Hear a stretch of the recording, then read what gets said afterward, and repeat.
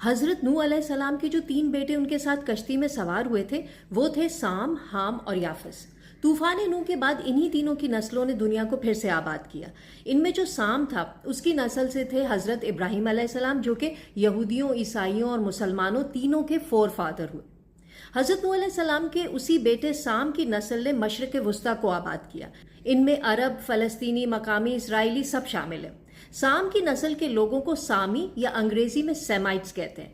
سیمائٹس میں عرب میں رہنے والے مسلمان، عیسائی اور یہودی سب آتے ہیں۔ یہ جو لفظ ہے اینٹی سیمیٹسزم، یہ بنایا جرمن صحافی اور سیاستدان ولہلم مار نے 1879 میں۔ اینٹی سیمیٹسزم کا مطلب ہے سامی نسل کے لوگوں کی مخالفت کرنا، صرف یہودیوں کی نہیں۔ اگر مقصد صرف یہودیوں کی مخالفت کرنا ہوتا تو لفظ کوئی اور رکھا جاتا ہے، جیسے اینٹی جویش یا یہود دشمنی۔ تو سمجھ لیں کہ سامی قوم یا سیمائٹس یہ کلچرل لنگوسٹک گروپ کا نام ہے، یہ کوئی مذہب نہیں ہے۔ اسی لیے مشرق وسطیٰ کے تمام مذاہب کے لوگوں کی ثقافت اور زبانیں آپس میں بہت ملتی جلتی ہیں، ان کا سورس جو ایک ہے۔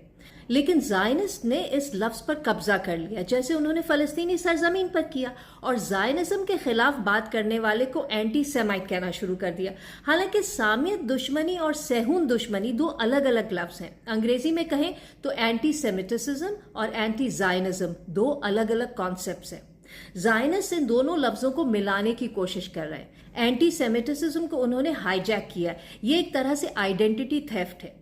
دنیا بھر میں بہت سے یہودی اسرائیل کی زائنسٹ حکومت کے خلاف ہیں اور غزہ کے فلسطینیوں کا ساتھ دے رہے ہیں۔ اسی لیے جو مٹھی بھر زائنسٹ ہیں وہ اپنی تعداد زیادہ دکھانے کے لیے، تمام یہودیوں کی ہمدردیاں بٹورنے کے لیے ہر طرح سے مذہب کو استعمال کرتے ہیں، اپنی سیاست چمکانے کے لیے بھی اور لڑائی جھگڑا کروانے کے لیے بھی۔ زائنزم کی جو سیاسی سوچ ہے وہ بنی اور پروان چڑھی یورپ میں۔ وہ سامی نسل کے ملکوں پر قبضہ کرنا چاہتے ہیں، جیسے فلسطین، شام، لبنان، اردن وغیرہ۔ اس کی بھی ایک لمبی تاریخ ہے۔ اسی لیے وہ ان ملکوں کی جو سیمائٹ شناخت ہے اسے ختم کرنے میں لگے ہوئے ہیں۔ عرب دنیا میں مذہب کی بنیاد پر نفرت پھیلا رہے ہیں۔ یہی زائنسٹ ہیں جو اسلاموفوبیا کریٹ کر کے مشرق وسطیٰ کی سیمائٹ قوموں کو مذہب کے نام پر آپس میں لڑوا رہے ہیں۔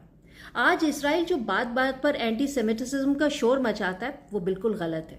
یہ اسرائیل کی زائنسٹ حکومت اور اس کے اتحادی اور حامی ہیں جو اصل میں اینٹی سیمائٹس ہیں، سامیت دشمن ہیں۔ تو پلیز اس تاریخی غلطی کو درست کر لیں اور آج سے کہیں کہ اسرائیل اور زائنسٹ جو غزہ پٹی اور مغربی کنارے میں کر رہے ہیں وہ در حقیقت اینٹی سیمیٹسزم ہے، سامیت دشمنی ہے، اور فلسطینیوں کی نسل کشی وہ ہولوکاسٹ ہے جو 1948 میں نقبہ جینوسائڈ سے شروع ہوا۔ So please let's not forget, being pro-Palestinian does not make you anti-Semitic. It's Israel and Zionists who are anti-Semitic.